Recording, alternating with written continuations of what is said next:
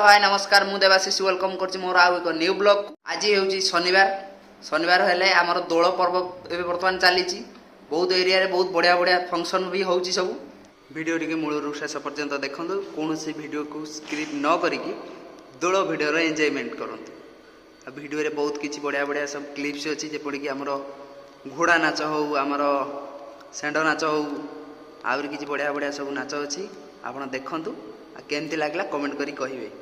आउ वीडियो को जीवा पूर्व गोटे कथा कहबी लाइक शेयर सब्सक्राइब कर दियंतु आ पाखे था बेल आइकन टी दबाई दियंतु जहाँ द्वारा आमर प्रथम वीडियो नोटिफिकेशन आपण पाखु प्रथमे आस जिवो। वर्तमान चलंतु आमे वीडियो देखि।